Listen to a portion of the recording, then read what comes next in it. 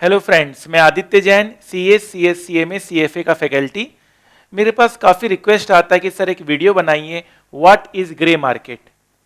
तो मैं यह वीडियो एजुकेशनल पर्पस के लिए बना रहा हूं।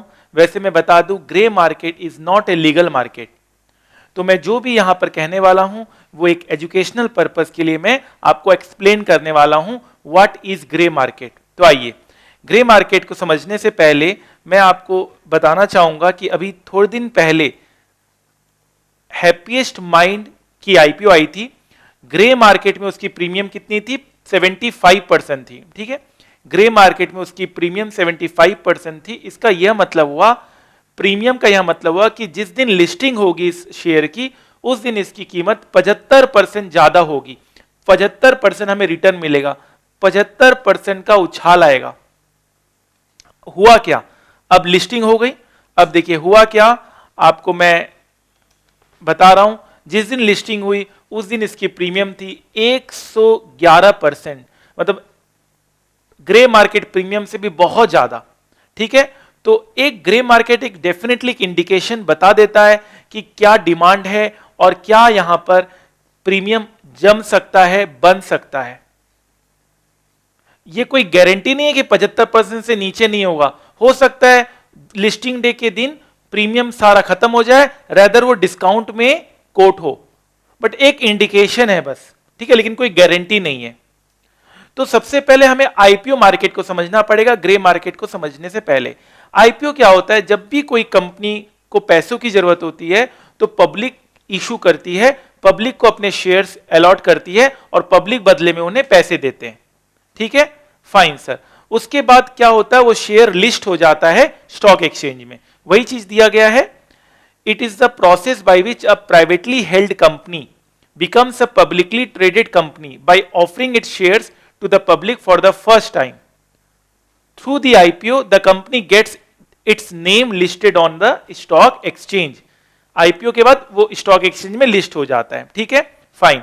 तो IPO में कंपनी पब्लिक को शेयर देगी और स्टॉक मार्केट में public to public share trading होगी, investor to investor share trading होगी। ठीक है, आईपीओ मार्केट में कंपनी पहली बार पब्लिक को शेयर देती है। ठीक है, तो प्राइमरी मार्केट समझ में आ गया, सेकेंडरी मार्केट समझ में आ गया। दो तरह की मार्केट होती है। ठीक है, कोई दिक्कत नहीं है। अलॉटमेंट प्रोसेस देखे जरा। मान लीजिए उस पब्लिक कंपनी जो बनने वाली है उसका डिमांड बहुत ज्यादा है। कभी कभी जब डिमांड बहुत ज्यादा होता है तो वो ओवर सब्सक्राइब होती है। मतलब कंपनी को चाहिए 500 करोड़, कंपनी को मिल जाते 5000 crore. Over subscribe 100 times, 80 times, ये ओवर सब्सक्रिप्शन होता है, मतलब बहुत ज्यादा डिमांड है। तो अलॉटमेंट प्रोसेस ये कहता है कि सबको तो शेयर मिल नहीं पाएगा। कंपनी को तो चाहिए था वन टाइम, कंपनी को वन टाइम ही शेयर देना है ना, कंपनी को 1000 शेयर इशू करने, लेकिन लेने वाले लाखों खड़े हो गए, तो फिर क्या करेंगे? तो अलॉटमेंट प्रोसेस क्या होता है ये हम समझते हैं। इसे हम कहते हैं ओवर सब्सक्रिप्शन। ठीक है, ओवर सब्सक्रिप्शन कहते हैं। तो बहुत सारे इन्वेस्टर्स को शेयर नहीं मिलेगा। ठीक है, फाइन, चलिए यहां तक बात समझ में आ गई। और एक बात मैं आपको बताता हूं कि जब आईपीओ में जब कंपनीज इशू करती है तो वो लॉट के हिसाब से इशू करती है। मतलब आप एक लॉट खरीद सकते हो, लॉट में मान लो 10 शेयर होते हैं, 15 शेयर होते हैं पर लॉट। पर लॉट की कीमत आप अप्रोक्सीमेटली लगा के चलेंगे 15,000 के आसपास आएगी। ठीक है, मैक्सिमम आप कितना लगा सकते हैं? मैक्सिमम आप 2 लाख रुपए तक लगा सकते हैं। मैं रिटेल इन्वेस्टर की बात कर रहा हूं। मतलब एक आदमी एक डीमेट, एक पेन, ठीक है, से मैक्सिमम 2 लाख रुपए लगा सकता है। पेन नंबर ध्यान रखिएगा, भले आपके पास डीमेट अकाउंट 10 हो, लेकिन आप एक पेन से 2 लाख से ज्यादा नहीं लगा सकते। Permanent account number, PAN number से एक पेन से 2 लाख से ज्यादा आप नहीं लगा सकते। बात समझ में आ गई? आ गई। ठीक है, फाइन। तो यहां पर क्या होता है? प्रोबेबिलिटी बहुत कम हो जाएगी आपकी, आपको मिलने के चांसेस बहुत कम हो जाएंगे। मतलब लेने वाले हजारों लाखों खड़े हैं और ऑफर तो बहुत कम हो रहा है। तो यहां जन्म होता है ग्रे मार्केट का, यहां से जन्म होता है ग्रे मार्केट का। देखिए समझिए बात को। मान लीजिए मैं हूं, मैंने आईपीओ में पैसा लगाया, मैंने 2 लाख रुपए अपने डीमेट अकाउंट अपने पेन से लगाया, लेकिन मेरे मम्मी पापा ब्रदर सिस्टर, मान लीजिए अपन 5 जन फैमिली में है, मदर फादर ब्रदर सिस्टर और एक मैं, लेट्स से फॉर एग्जांपल। तो मैंने तो सिर्फ अपने अकाउंट से लगाया पैसा, अपने पैन से लगाया, ठीक है, 2 लाख रुपए लगाया। अब बताओ मुझे मिलने के चांसेस ज्यादा हैं या मैं पांचों से लगाता, पांचों से थोड़ा थोड़ा लगाता तो मिलने के चांसेस ज्यादा थे? डेफिनेटली पांचों से लगाता तो मिलने के चांसेस ज्यादा थे। तो हम कहते हैं जब कोई बहुत अच्छी आईपीओ आती है, जब डिमांड बहुत ज्यादा होता है, तो आप अपने सारे फैमिली मेंबर्स के अकाउंट से आप अप्लाई कर दीजिए। ये एक तरह का लॉटरी है, क्योंकि देखो लाखों लोग लेना चाह रहे हैं और ऑफर सिर्फ 1000 का हो रहा है। तो ये एक लॉटरी है, तो आपको सब जगह से लगा देना चाहिए, सारे डीमेट अकाउंट से लगा देना चाहिए। उसके लिए पहले आपको डीमेट अकाउंट खुलवाने की जरूरत है। डीमेट अकाउंट कैसे खुलता है उसका लिंक मैं आपको नीचे डिस्क्रिप्शन बॉक्स में दे दूंगा। ठीक है, यहां तक बात समझ में आती है। अब क्या होता है ग्रे मार्केट? क्या है grey market? Is a term people use in the IPO market. It means the stock of the company that came up with the IPO bought and sold outside the stock market. मतलब IPO list होने से पहले उसकी trading शुरू हो जाती है। Grey market हर industry में, हर जगह ग्रे मार्केट है। मान लीजिए मूवी रिलीज होने से पहले ही टिकट उसके बिकने लगते हैं, फाइनल मैच होने से पहले उसके टिकट बिकने लगते हैं। तो ग्रे मार्केट क्या होता है कि भैया लिस्टिंग अभी हुई नहीं, पहले से लोग ग्रे मार्केट में ताक लगा के रखते हैं कि मुझे कोई शेयर दे दे, मुझे कोई ऑफर मिल जाए ताकि मैं फर्स्ट डे मुझे बहुत अच्छा गेन हो। वो रिस्क टेकर्स होते हैं, वो रिस्क टेकर्स होते हैं। सर हम ही लगा देंगे ना, हम किसी और को क्यों देंगे? आपके पास पैसों की भी कमी हो सकती है और आप रिस्क फ्री काम करना चाहते हैं। आप बोलोगे यार मेरा डीमैट अकाउंट ले लो, मुझे 5000 रुपए दे देना। ठीक है सर। तो बहुत सारे आईपीओ होते हैं, जैसे एक आईपीओ आया था रोजरी बायोटेक, वो 75% एक दिन में, पहला दिन 75% राइज किया था, लेकिन सबको थोड़ा मिला होगा, सबको नहीं मिला होगा। तो ग्रे मार्केट में इसकी प्रीमियम कितनी दिखा जा रही थी? 40%, और वैसे कितना इश्यू हुआ? 75%।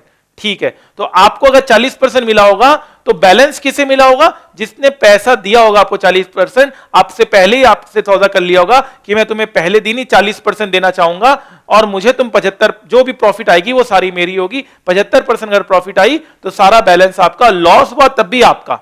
अभी समझते हैं सारी बात को। तो ये जो आपके पास स्क्रीन दिख रहा है वो सबसे बेस्ट स्क्रीन है। इसका यह मतलब हुआ कि रोजरी बायोटेक की जो ऑफर प्राइस है वो 423 टू 425 है। प्रीमियम इसका चल रहा है, मतलब पहले दिन ये अनुमान लगाया जा रहा है कि 200 रुपए तक उछाल जाएगा। गया कितना था वैसे? 316 रुपए ये उछाल गया था। पहले दिन का राइस 316 रुपए था। ठीक है, कॉस्टैक मतलब आप अगर इस एप्लीकेशन को किसी को बेचते हैं या देते हैं तो आपको 1000 रुपए या 1050 मिल जाएगा।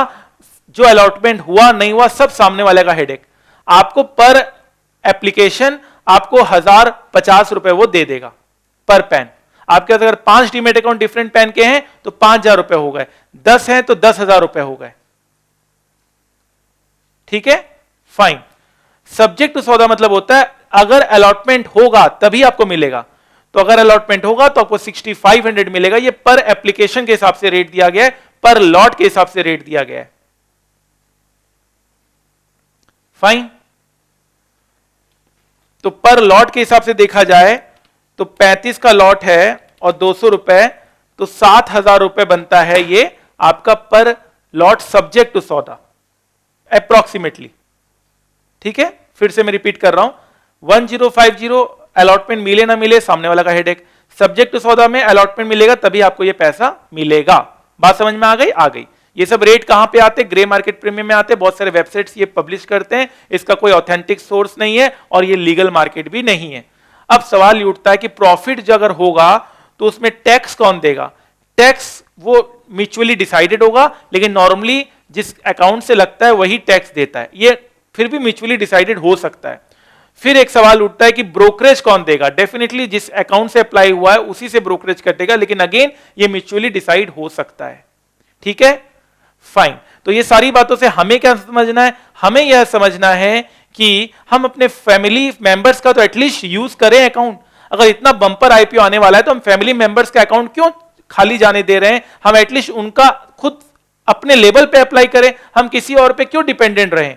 हम खुद अपने लेवल पे अप्लाई करेंगे। आप देखिए आने वाला भी है मदर ऑफ ऑल आईपीओ जिसे कहते हैं LIC, आप उसमें लगाइए। तो LIC में भी the mother of all IPO in India. At least आपके फैमिली मेंबर्स का तो आप लगा ही सकते हैं डीमेट अकाउंट से, और ग्रे मार्केट से जस्ट आपको एक इंडिकेशन मिल जाएगा कि डिमांड कितना है। अल्टीमेटली तो आपको रिसर्च करना पड़ेगा और मैं हर आईपीओ का रिसर्च करके आपको बताता हूं, तो आप मेरे रिसर्च पे डेफिनेटली ध्यान देंगे। आप मुझसे जुड़िए, चैनल को सब्सक्राइब कीजिए, आपको रिसर्च हर आईपीओ के साथ मिलेगा। ठीक है, फाइन सर। तो यही है IPO, the biggest in Indian capital market माना जा रहा है, biggest IPO in Indian market माना जा रहा है। अगर आपको डीमैट अकाउंट अभी भी ओपन नहीं है तो आपको मैं डिस्क्रिप्शन बॉक्स में लिंक दे दूंगा, आप मेल करके डीमैट फॉर्म मंगवा लीजिए। अगर आपको स्टॉक मार्केट का बिल्कुल नॉलेज नहीं और आप एकदम जीरो लेवल से स्टॉक मार्केट समझना चाहते हैं तो आप मेरे पेन ड्राइव क्लासेस ऑर्डर कर सकते हैं। इससे आपको बहुत बेसिक लेवल से स्टॉक मार्केट समझने का मौका मिलेगा। इसमें ओवरऑल मैंने 125 plus concept in 10 lectures cover किए हैं। ठीक है, अगर आपको क्लासेस करनी है तो आप डेफिनेटली इस आईडी पे मेल कीजिएगा, आपको क्लासेस प्रोवाइड कर दी जाएगी। ठीक है, फाइन सर। तो कहने का मतलब बस यही है कि don't look for shortcuts to success, work harder than anyone else and never give up. आप हार्ड वर्क कीजिए और कभी गिव अप मत कीजिए। तो ये ग्रे मार्केट का स्मॉल वीडियो आई होप आपको अच्छा लगा और आप डेफिनेटली इससे बहुत कुछ नॉलेज लेकर आगे बढ़ेंगे। बट याद रखिएगा, रिसर्च अपनी जगह है। जब भी आप इन्वेस्ट करो अपना रिसर्च जरूर करो। अपनी नॉलेज कभी खराब नहीं होती, अपनी नॉलेज लगाना हमेशा सफल माना जाता है। और नॉलेज आज लगाओगे, लर्निंग आज करोगे तो एक ना एक दिन अर्निंग जरूर होगी। मेरा कहना है, the more you learn the more you will earn. Learn more, earn more. Thank you so much.